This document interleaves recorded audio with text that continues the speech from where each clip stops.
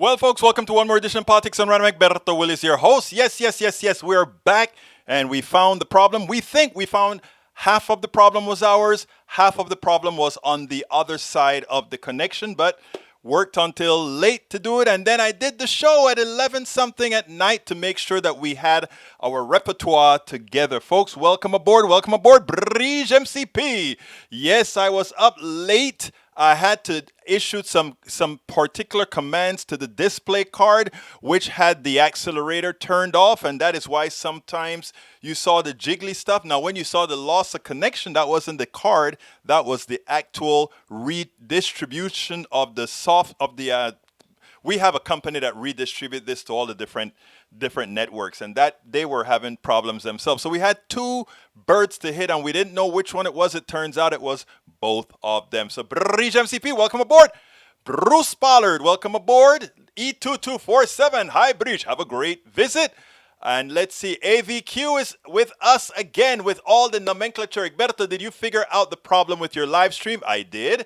I'm going to repeat yesterday's news along with today's. Oh, you're going to kill me, but I love you. California recall. CBS News projects no vote wins recall election. 67.5 says no recall. 32.5 say recall. Don't be happy about this. There are 2.5 million Trumpsters in California. That's kind of nuts. California is supposed to be a true blue state, but this is a third of their population who have fallen to the cult of personality. No, they're just Republicans, and that's what they do. It is amazing the kind of calculus that works behind that. Also, he says, no time for idiots. Howard Stern slams Joe Rogan for taking horse dewormer over COVID-19 vaccine. When polio was going around and vaccine was developed, the U.S. went to patriotism route. Take the vaccine, make your country stronger. There was no pushback. It is amazing. Look, I'm not qualified enough to talk about the dewormer because I do know that it does have a few human needs. I just know it's not, from every research that's done so far, it's not for COVID, and what these guys are doing is dangerous. What Nicki Minaj is doing is dangerous. All these people are a danger to your health. Governor Ron DeSantis let a man falsely claim the COVID-19 vaccine changes your RNA during an anti-vaccine mandate press conference in Florida, and he stood there like a little sissy saying absolutely nothing. You know why? Because he wants to give plausible deniability. How bad do Republicans have to be? Curious if anyone remembers that time in 2008 when John McCain had a town hall and a woman called Obama an Arab, and John McCain corrected her immediately. We've lost the sense of the loyal opposition. Exactly. We have lost the loyal opposition. The people who would come and say, no, this is how things really are. Continuing with Michael Rudnin, Met Gala, multiple arrests made as large crowds of BIM protesters gather outside fashion event. Nonviolent protest is being criminalized when it's in locations inconvenient for those who wield power. BLM, Black Lives Matter, Met Gala. Fact check, false claim that income tax was intended to be temporary in 1913. Right libertarians have been lying about taxes over a century. Taxes upheld the general welfare. See Article 1, Section 8, and were made permanent by the Amendment 16. Short version, paying taxes is patriotic, and those with the money have to pay the most because they also use the most resources. I mean, people think that, okay, because they have a lot of money, they're doing the people who don't have a lot of money a favor. As I explained in my book, How to Make America Utopia, the amount of money that this economic system awards you is not equivalent to your actual worth to the society. In other words, a stockbroker makes billions of dollars. Some of them make millions of dollars. And the truth of the matter is their effectiveness for society, what they contribute to society, doesn't come close to what a doctor does, doesn't come close to what a lawyer does, doesn't come close to what an engineer does, doesn't close to what a garbage man does. But they make more money, so they pay more taxes. Is it because then that somehow they're doing us a favor? Absolutely not. And folks, that is what I talk about in a particular chapter in here that talk about worth. We cannot associate our worth with our income. A lot of people like to associate worth with income and wealth. Do not do it. Do not associate worth and income. Because teachers, are, to me, is one of the most benevolent professions, the most important profession, bar none. Teachers, that is. Why? Because they are the ones that move societal knowledge forward. They are the ones that move intelligence forward. Yet they are the ones that are least paid in our whole economy of professionals. So your worth is not determined by your income or your wealth. We have been taught to think that way, but we should not. We should absolutely not think that way.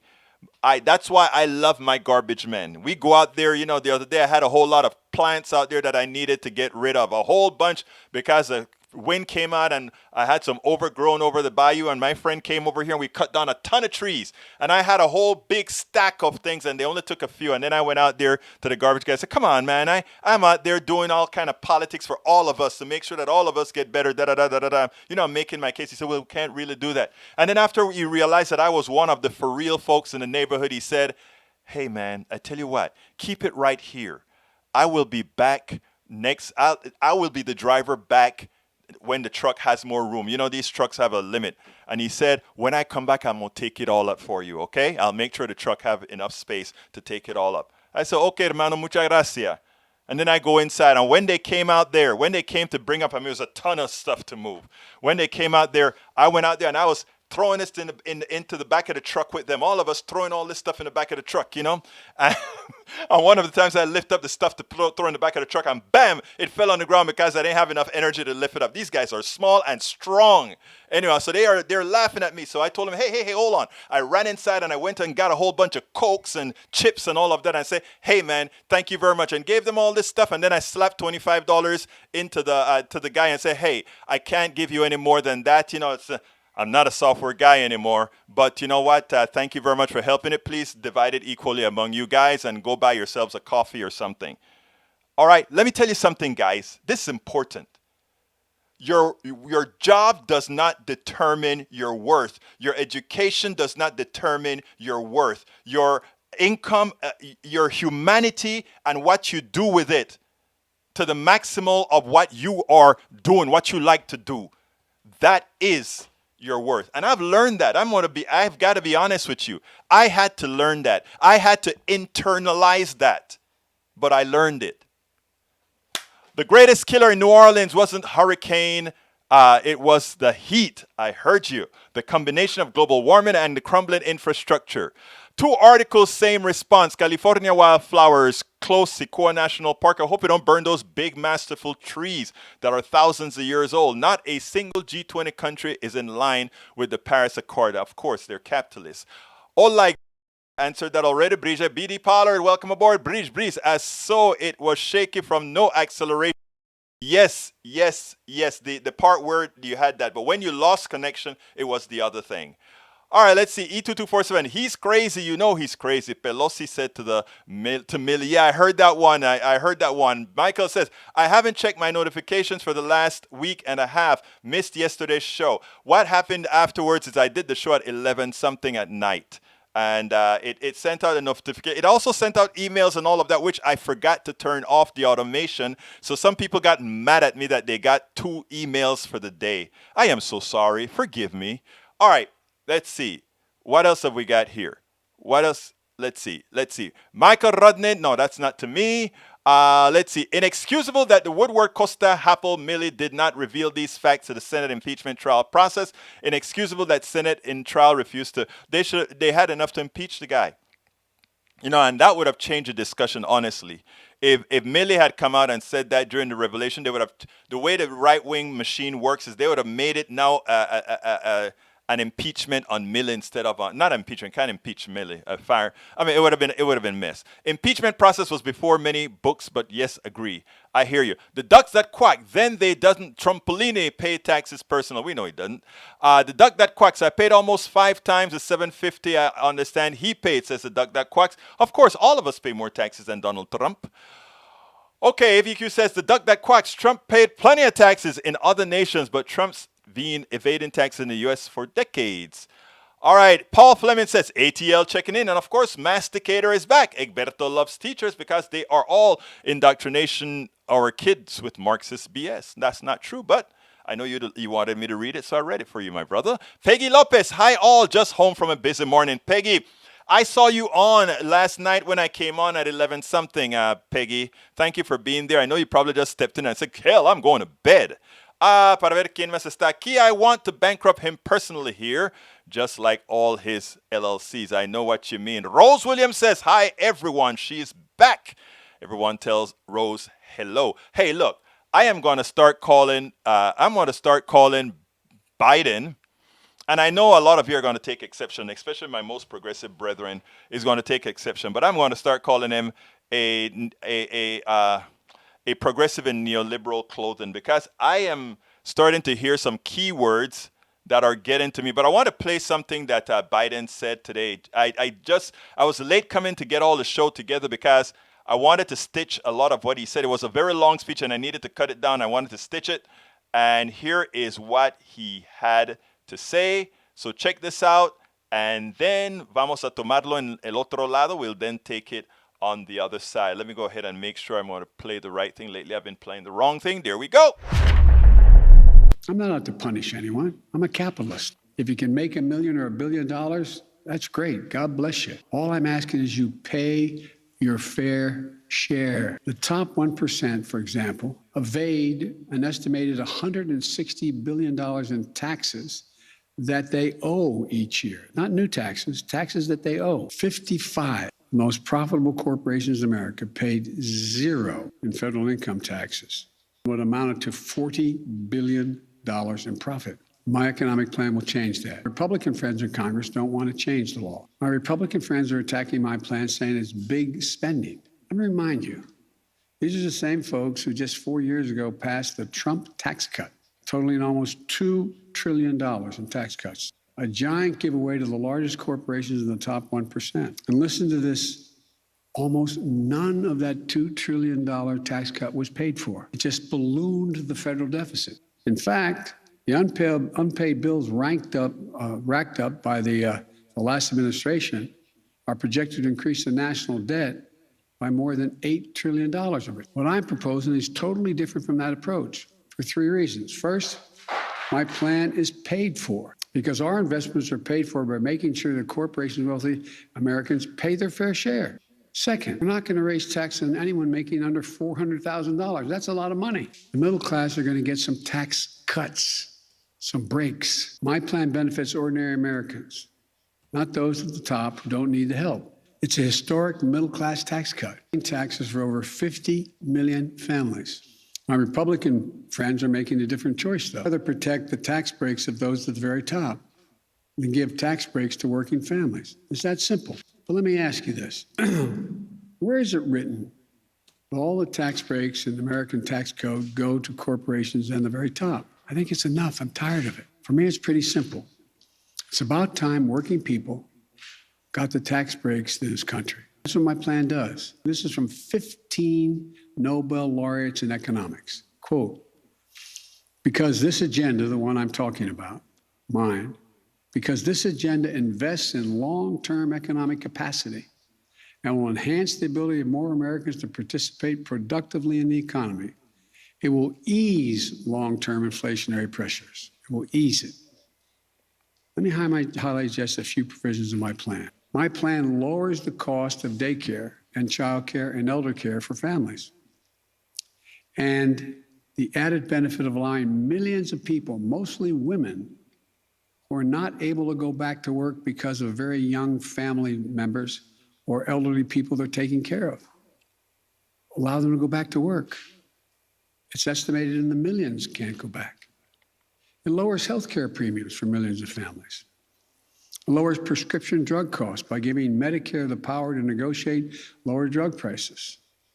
And it strengthens Medicare by adding dental, vision, and hearing coverage for if you're on Medicare.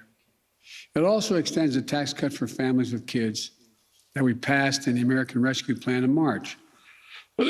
All of this will mean thousands of dollars in savings for the average American family on some of the toughest and most important bills they have to pay every month. My Republican friends talk a lot about inflation, but if you want to talk about actually lowering the cost of living for people in this country, my plan does just that. By strengthening the capacity of our economy will also reduce inflationary pressures over the long run. Here's something else my plan does. It confronts the crisis of extreme weather events that we're seeing all around us and around the world, but just here in America. We see it everywhere. We can't wait to act. Extreme weather just last year cost the American public $99 billion in damage. And unfortunately, we're likely to break that record this year. Now we have to act, and we have to act fast. And my plan does that. Let me end with this. This pandemic has been god-awful for so many reasons, but it does present us with an opportunity to build an economy that gives working people a fair shot this time. We can restore some sanity and fairness to our tax code. We can make the investments that we know are long overdue in this nation. That's exactly what my bipartisan infrastructure plan does. Investments in roads, bridges, highways, clean water in every home and every school, universal broadband, quality, affordable places for families to live. And we can invest in our people, giving our families a little help with their toughest expenses, like daycare, childcare, elder care, prescription drugs, healthcare, preparing the young people to compete against any country in the world with preschool and community college. This is an opportunity to be the nation we know we can be. A nation where all of us, not just those at the top, are getting to share the benefits of a growing economy in the years ahead. Let's not squander this moment trying to preserve an economy that hasn't worked too well for Americans for a long time. Let's not look backward, just trying to rebuild what we had. Let's look forward together as one America, not to build back, but to build back better. All right, I'm going to explain neoliberal in a little bit, Ms. Lopez. But for those of you that are on YouTube, please go ahead and click that thumbs up. I need you to help us get the channel some likes. I understand that there's some new things with the algorithms with the like. So please, if you're on right now, please go ahead and click that thumbs up button right now. If you are on Facebook, please go ahead and like the video, the specific video on our page, facebook.com/politics and right. Please go ahead and like that video. People are watching it all over. They don't only watch it on our page, but they watch it on other places where it's shared. So please go ahead and do it on our page, facebook.com/politics and right. Please go ahead and click the like button. Again, if you are on YouTube, please give us a thumbs up on the video. We need that so kindly. Thank you, appreciate it. A neoliberal is somebody who absolutely believes in what people like to call free market capitalism. By the way, capitalism isn't really free market at all. You know, I've explained all of that in my book, How to Make America Utopia. It is a fallacy. They have to make you believe that the market is free so that you can go for all the shenanigans that occurs under capitalism. It's not true. It's a big lie. And the reason it's a big lie, we can quantify that it's a big lie. Capitalism is a lying engine. Just remember that. That is a fact. You have to have you have to be invited in, etc., etc., etc. But that's for another day. And also, it believes in things. It's a person also who believe in strong deregulation. They believe in free this thing called free market economics and all of that. It's just a fraud. So whenever we talk somebody about a neoliberal, you know what we're talking about. We're talking about that person that believe in those types of policies. Okay. Policies that are a distinct failure. Again, folks, if you're just joining us on YouTube, please click that thumbs up button. We really need that to get your support. All right, let's continue with, before I continue with anything else, let's see if I have any things that I need to answer right away. Eric Hayes says, this is one reason why there is a crowd on the hospital system, as they're firing people that put their lives on the line daily for sick people. This policy to get rid of people is so wrong, especially in an essential area of need. Do you hear of the mandates going to White House or other upper areas? I don't know. Eric, sometimes, look, it's difficult sometimes, my dear friend. I love you, okay? But it's difficult. It's difficult that you make yourself so less intelligent from the news that you get. let's go ahead and interpret that statement. And the reason I'm spending time to interpret that statement is that statement can kill. And it goes as follows. One, the reason why hospitals want their employees vaccinated is that they're coming in touch with a lot of other people, vaccinated and unvaccinated alike. And the last thing we need in the hospital is for the doctors retransmitting this virus that they may get on the outside of the hospital to other people in the hospital. So therefore, if you want to work in a hospital environment, simply get a vaccine or don't work in a hospital environment. Because the truth of the matter is, I don't want to go to a hospital with unvaccinated nurses, with unvaccinated custodians, etc., because I may be going to a hospital where I will get infected. That's numero uno. And who should be liable for that? The hospital. Numero dos, it is a plumb lie to believe that because 3 or 4 or 10% of healthcare workers are not vaccinated, that somehow that is what's creating the lack of care. That is a quantifiable lie. If you want the truth, look into the real numbers. It's a quantifiable lie. The reason why the hospitals are busting by the seams, the reason why we are having to now ration care is because of the unvaccinated people coming in to be on ventilators and taking up space that mostly vaccinated people don't. What else are they doing? They are causing people with cancer to have their treatments delayed. They're causing people with diabetes to have their treatments delayed. They are simply a stress on the healthcare system, and it has nothing to do with hospitals firing people. That is on the margins. The reality is simple. Stop trying to find answers from the right wing, because they lead you over a cliff. They are criminally insane.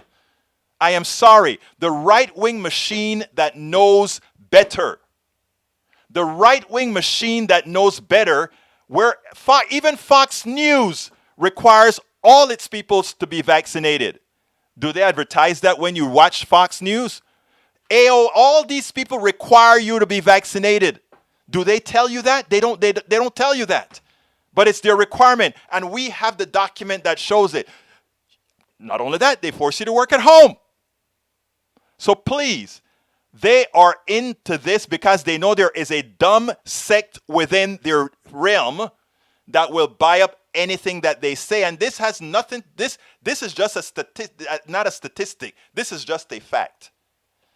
But it drives me crazy that such misinformation is out there. Like Nicki Minaj making a silly statement on Twitter that's going to get people killed. Melanie Keelan, welcome aboard. I don't get the notification this evening. I'm so sorry, but I don't know why. I don't have control over that. Want to become famous? By follow. I don't do that. Let's see what else we have here. Government mandates in place of Fed employees and those with work. Michael Rudden says, Twitch spammers making their rounds again. I support Biden or liberals, communists, Marxist, socialists. All three are very different, but you use them interchangeably. I don't use them interchangeably at all. And by the way, I love the way that Biden sounded. Biden sounded like what would be a prototypical democratic socialist in the way he expressed himself. And I love the way he ended. Why don't we leave that economy of the past that has not served us well? Anybody that's watching right now, I ask you so kindly to click on that thumbs up button under YouTube or that like button on our Facebook page. We need you to do that to keep the algorithm going. It's difficult to get your opinion. It is difficult to get your own opinion, and are they not protected with equipment? No. Equipment is fallible. Equipment is fallible. A vaccine protects you completely. There was a time we had no vaccine. The equipment did very well, but still a whole lot of people in medical industry died. Why did they die? Because you just have to make a simple mistake. We are human and we make mistakes. You take a glove off and you accidentally rub your nose. If you have a vaccine, you take the stuff off and you accidentally rub your nose. The most that you get is you may get infected, you may get sick a little bit, but you won't die. It is simple. You aren't going to get sick you are vaccinated, right? No. If you get vaccinated, you can still get sick, and that is with any vaccine. The idea is you are less likely to get sick. You are less likely to die by 98%. If somebody tells me I have a 98% chance of living, there are certain surgeries that you have don't give you a 98% chance of living after the surgery. Come on, guys. Rose Williams says, Eric, honestly, what else should a hospital administration do? It's common sense. Yes, it is common sense. It is very common sense. Bruce says, how would you classify investment brokers? Are 401k brokers different from stock brokers who make money investing middle class dollars? No. A 401k person who takes care of you and makes a salary, I have no problem with it. If he's making a commission off of what he's doing for you, I have a big problem with it because they have a tendency to direct your dollars into investments where they can maximize their own income. So in other words, they may be working for you, but they are also they may be taking on short term, putting you into something that makes them short term gain, but in the long term doesn't give you a lot of gain. So I mean, there's a whole lot of things like that to pick up. But stockbrokers in general, none of those people earn the money commensurate with what they get based on what they do. In fact, many a times, if you went to a class for one day, if you went to a class for one day, you could be just as good as the average investment broker or person who sells stocks. If you went to school for probably a month, based on what your profile is, you could probably be better than 90% of those guys that are out there. Remember, all of us that are in school, and I really don't mean this to be condescending, but the people that went into the sciences, or if they decided to go into the business portion of how stocks work, I'm not talking about the portion that is not scientific, but in the scientific portion of how stocks work, they would do very, very, very well. But anyhow, folks, let me go ahead and play the Mike Levitin video for today. Welcome to another edition of Politics Done Right. I'm Egberto Willis, your host. We have a great guest today. I haven't seen him, I think, since the Democracy Convention in Madison, Wisconsin. Anyhow, today we are honored to have Michael Levitin. Is a journalist and co-founder, editor of the Occupied Wall Street Journal. He started as a reporter covering the Cochabamba water war in 2000 for the English language newspaper Bolivian Times. He earned his master's degree from the Columbia Graduate School of Journalism and later worked as a freelance correspondent in Barcelona and Berlin, covering politics, culture, and climate change. His writing is appeared at The Atlantic, Guardian, Financial Times. So look, everywhere. We have a true scholar with us today who formed a very important part of the Occupy Wall Street movement. Michael Levitin, welcome to Politics Done Right. How are you doing today? Egberto, pleasure to be here, man. Very Look, good. look, man, you've started from the start of the movement, as you explained in your book. I mean, when they got to Sagadi Park, you were there. Why don't you tell us a little bit about the genesis of the Occupy movement? All right, for everyone who's been meticulously following it this week, given that we're on the 10-year anniversary, I presume not everyone has been thinking about it. I sure have for many years now. It was September 17th, 10 years ago, this week, coming this Friday. I wasn't there at the very start of the movement. I came the week after it began, the second Saturday of the movement, which in fact was the Saturday when Occupy blew up, when the famous pepper spray cop nailed a couple of white women in the face with bright pepper spray, and they fell down to the ground and shrieking, and it caused a sensation. I think the fact that they were a couple of young white women protesting peacefully, somehow the nation saw this, and the video went viral. Occupy Wall Street took off, and really the movement was born from that moment, the second Saturday of the movement. And I moved into the park like so many people. I was supposed to take a flight the next day, 2 days later, to go back to Berlin, actually, which you introduced me. as having history there.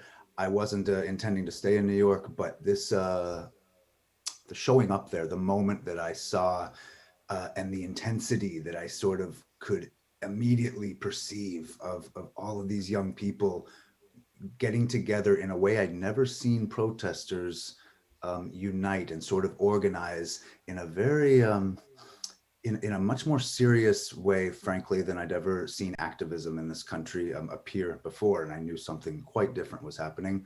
And I helped start this newspaper that, and all everything else followed from there. The movement was Tell quite. folks where they can find that it's not a blog, it's actually a full-blown paper. Oh, the paper's long gone. It was a paper of the moment. The No, Occupy. not I'm talking about your website. Oh, my website, michaellevitin.com. My book, Generation Occupy, just appeared yesterday through Counterpoint Press. And this story really, I think a lot of people now with the 10-year anniversary are reanalyzing or trying to remember what Occupy got wrong, why it disappeared so quickly, what was its message. What really has obsessed me and kind of and kept me in the game all these years, because I did continue to edit and write and follow the trends of the movements through occupy.com. That was a Right. different site. That was different from the Occupied Wall Street Journal, which once it ran out of money, we stopped printing copies. We ran about 500,000 copies of that newspaper over 6 months, over 5 or 6 editions. But this story that I've told now in the book is really looking at the impacts. I'm much more interested not in what Occupy got wrong as a kind of a chaotic, colorful, disorganized, structureless, leaderless movement. You can give it all of those qualifiers and say that it could have done better, it could have done this. Yeah, it faded from view, and we know for many reasons it did.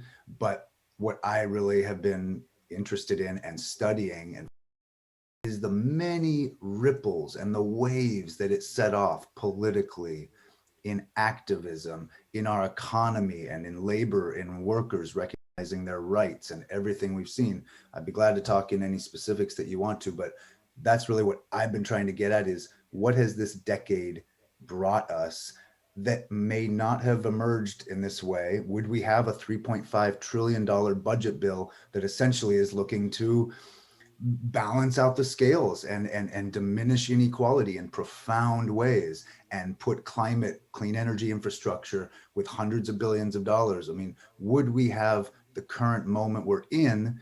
Not that we've succeeded yet, not that we've passed any significant legislation, but would we be here without Occupy? Would Bernie Sanders have been Bernie? Would we have had AOC? Would many things, would the fight for 15 have occurred? And so many things that have sprung from it. So that's what this book is addressing. I think what you just said is so important. Let's not concentrate on the things that we did or got wrong. Let's concentrate on the things that we actually got right, because in the aggregate, Occupy Wall Street changed this country. It changed the progressive movement. It gave validity to so much.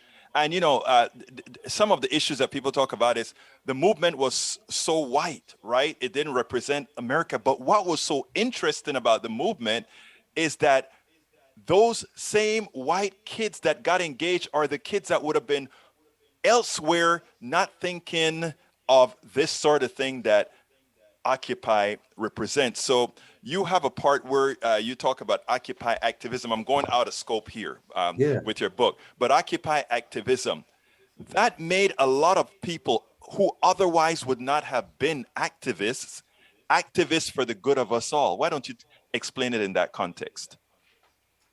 Second here. Doors opening in a house filled with other people.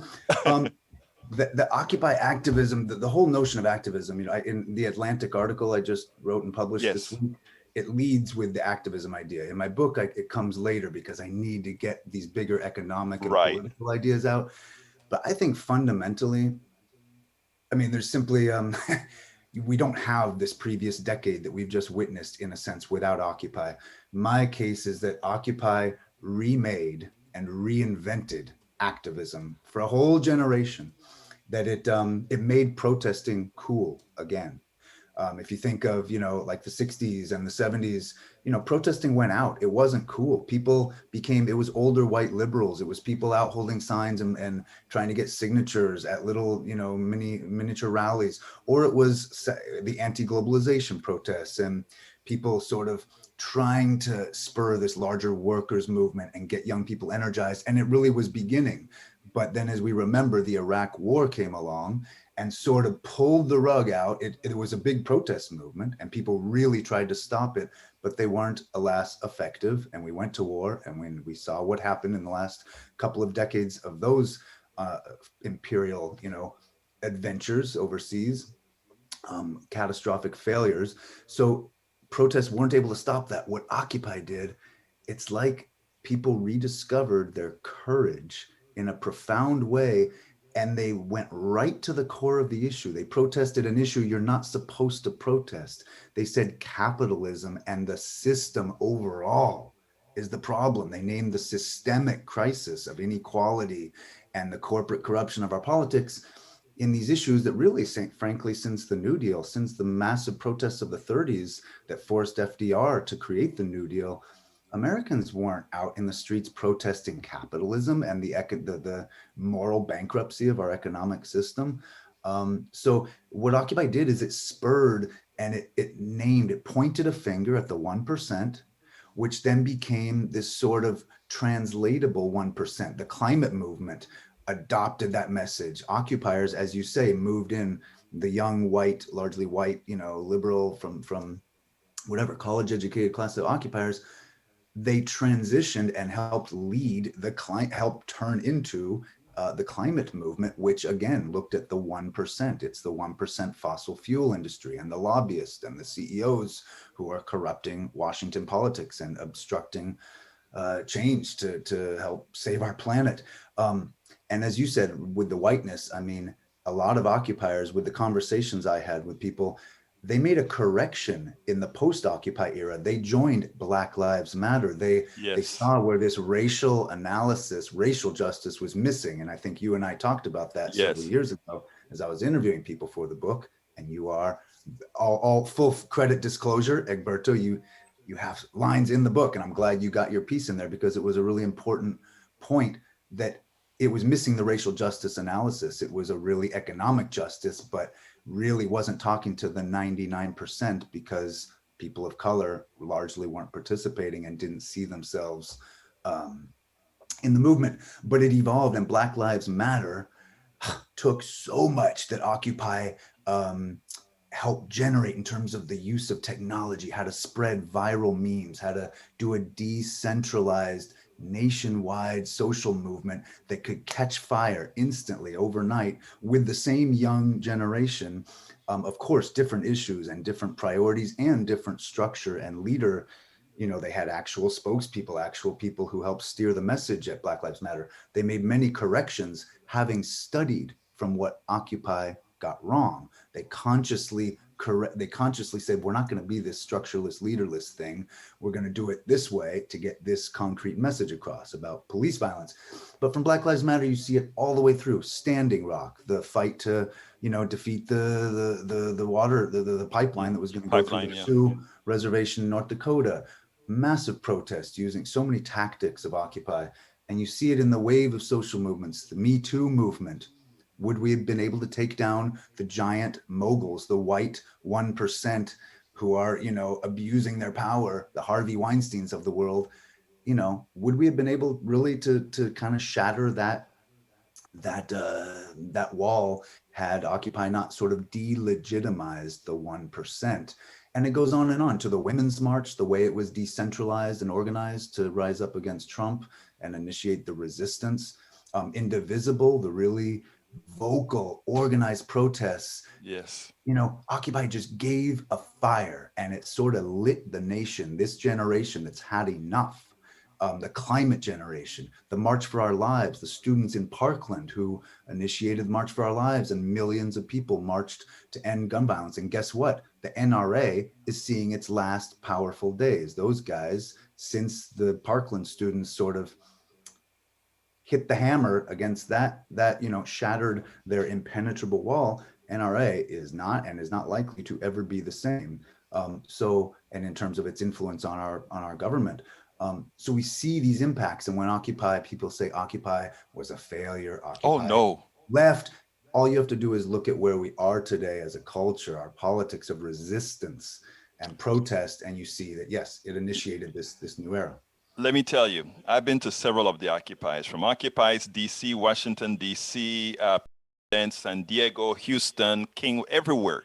And what you saw in there is that people finally, I mean, uh, I don't want to make this a generational issue, but for a long time under Reaganomics, the baby boom generation kind of got complacent, and they allowed him to do quite a bit. And that Occupy generation came about and said no más. I don't know if you remember Roberto Mano de Piedra Duran from Panama, that boxer. They used to call him the hands of stone. When he was fighting with Leonard, he said, "No more, no more, no más." And it was like the Occupy generation said, "It's gonna be no more." And what Occupy, in my humble opinion, started, and I think you've articulated perfectly in your book. And folks, you got to get that book, Generation Occupy, Reawakening America Democracy by Michael Levitin. And it's not that he has several quotes of that I have in that book why I'm telling you to buy it, folks. I'm telling you to get this book because this is not only a refresher of all that we did in the Occupy movement in the early 2010s, this is actually a primer of what needs to continue. So check that book out, Generation Occupy, Reawakening American Democracy. I love the way that you split the book up. I love the way that you did it. I think it's important because and folks, look at the table of contents. Occupy generation, what it is. Occupy economy, occupy politics, occupy climate, occupy labor, occupy activism, technology, world, future. Something that we all have to do if we are going to remake America that works for us all. And you encompassed all of that in the description of what occurred after 10 years and made it clear. No, Occupy was not a failure. Occupy was the seedling. Go ahead. Was that a question?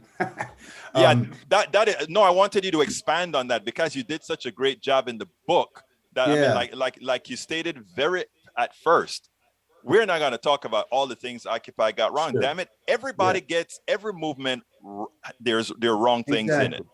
So many people, the great activists who died in this last year, as I was putting the book. CC. Kevin Zeese. Yes, that's my buddy. Yeah. Yeah, what wonderful man and an incredible life force to the left movement. Both he and his wife, yeah. And Margaret Flowers, Margaret. Of course. I'm sure many people who watch your show are familiar with them and their group Popular Resistance. But something Kevin told me, I had the you call it luck or whatever. I got to speak with him really in depth in an interview for this book, along with other 50 other people I interviewed or so. But what he said was really a lasting message, and some other people echoed him, which is that social movements they rarely succeed overnight. Did the civil rights movement succeed? No, overnight? We're still working on it. You work on it, and this idea that really you don't even begin to see lasting changes from a movement, maybe for a decade, maybe for a generation, the way that Zeese and other people have talked about, you don't get to see real changes from a movement, maybe for 30 years or 40, when you really see the structural, look at this budget bill. If Congress and the Democrats and if the progressive voice wins and the Bernie movement can put, what Bernie started, he has been shepherding this bill through Congress, but it's like, if they can do this and we can get that agenda pushed through and turned into law, that will look a lot more like an actual win for something like Occupy. Not that you can credit it, not that Occupy. I beg to differ. I do credit Occupy. I think when I talk about, like I said, both of us, we were all over the country when in the different from when it transitioned to places and like Democracy for America or Democracy for America. What was it in Madison, Well, Democracy. the Madison was Democracy Convention, where all of us got together. And I mean, the thing about it is, absent Occupy, the impetus to do the things that all these other organizations feel they can do now would not yeah. have been there. And yes, and the people now who are driving, I think the big thing that if you want, some people say, well, give me some concrete, give me, what did Occupy really do? If you say Occupy changed things, okay, we got activism, we have a new generation of young people who are completely motivated and turned on to protest and to resistance, real live. This is existential. This is an issue for me. I got to go out in the streets for climate, for gun safety, for defense of democracy when it came to Trump. But if you want to talk concrete, who is essentially steering the Democratic Party in the last few years? It isn't the old Clinton No, Democrats. it's It's not the not. Obama Democrats. It's the Elizabeth Warrens, the Bernie Exactly. Sanders, and the Alexandria Ocasio-Cortez, and her Exactly. whole train of Justice Democrat aligned people who essentially are retilting, rebalancing, trying to rebalance the scales of inequality and give back to the people and get rid of corporate funding in elections, or at least run campaigns that don't rely. I mean, it transformed our politics. It gave Bernie Sanders, as many people told me, I think you probably did in our interview too, we wouldn't have had Bernie Sanders, the all popular, meteoric, take over the airwaves candidate of 2015 in the primaries in 2016, had Occupy not laid the ground and given us this inequality message, the billionaire class. You think America was ready to hear an old social democratic socialist from Vermont rail against the billionaire class and talk about the obscene corporate greed? It was Occupy that got people prepared for that. And of course, Bernie laid the ground for AOC, and we're off to the start of a new generation of politics. But look, I love this book. Why don't I ask this last question for to everybody? Tell me, what would you have liked me to ask you that I didn't? Hmm. Geez, Egberto, there's I do quite it a all the few. time, you know? Do it all the time. Uh, I guess, well, something that would be interesting about this was how to put, you said you liked how the story was put together, or how the book was put together. Um, I think an interesting part of doing this in terms of the structure is how to tell a story. Occupy told a story, right? The whole thing that Occupy got right, just to conclude on that message and that movement issue, is it was able to tell an old story that's been as old as civilization itself, right? Inequality, the pharaohs, the kings, the Mesopotamia. You go back to, you want to name your place, it's always been the mass of people under the few elites who got the grain and who've got the gold and who've, aren't distributing it fairly, right? We all know that. But to make that iconic, uh, eternal, timeless story fresh again in the current context, to tell a narrative That's it. that punctured our otherwise totally distracted and diluted, and everybody's interests are diverse. It grabbed hold. It like took America by the throat and said, wait, you're going to listen to us because we're telling you a story that really matters. But and for me to tell this story, which is so kind of complex, I think it took a combination of removing myself a bit to try to be objective and like a journalist and an observer, but I also put myself in the book because and I'm a character in it, because I feel it's important to show people that um, everyday people, myself included, anyone who shows up at something, you just got to show up and participate. That was sort of what got me to Occupy. Like if I'd sort of just continued my plans and gotten on a plane and left, I just wouldn't have been part of this whole movement. And the last decade would have been quite different for me.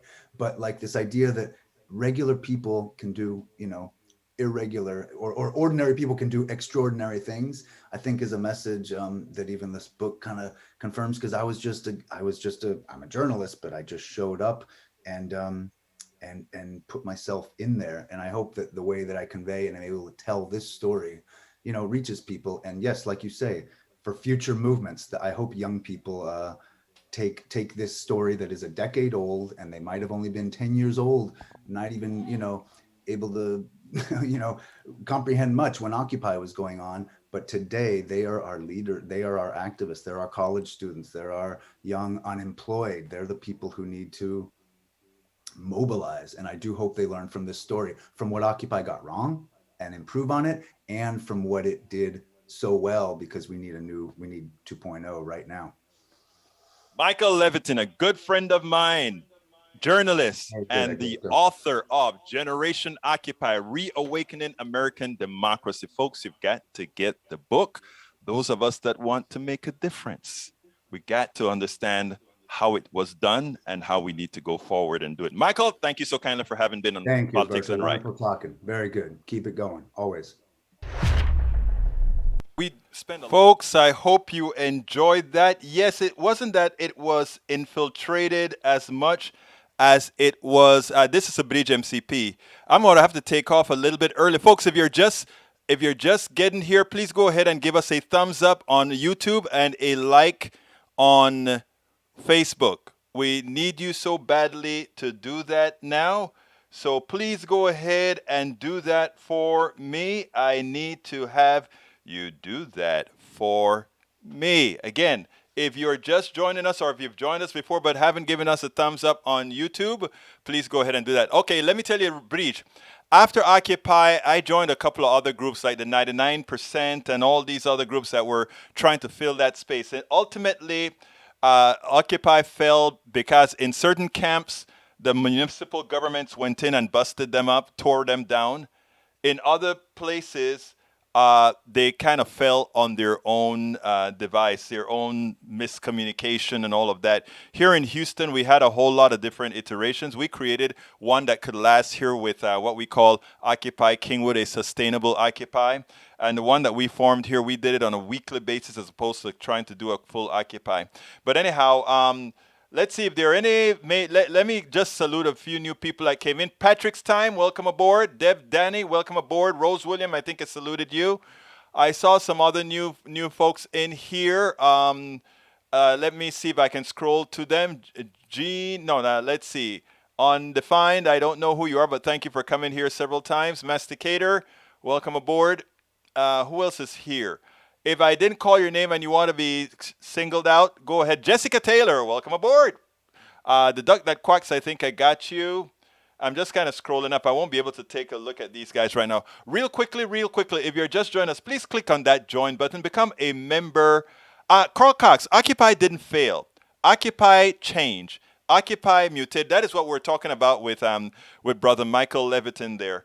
We evolved into a lot of different spaces. And all that you see occurring in the progressive movement today had its genesis in the Occupy movement, where it finally gave us the impetus, the wherewithal to go ahead and say again, we can actually get it done. Folks, if you're just joining us, please click that join button to become a part of our PDR posse. We need you. You can go ahead and get our books at politicsandright.com/books, politicsandright.com/books. You can become a patron. We need patrons. politicsandright.com/patron, politicsandright.com/Patreon. We also look at, politicsandright.com/PayPal, politicsandright.com/PayPal to support us, as well as, if you're not on YouTube and you can't click that join button, click on politicsandright.com/YouTube, politicsandright.com/YouTube. But if you want to know all the different methods in which you can support politicsandright.com,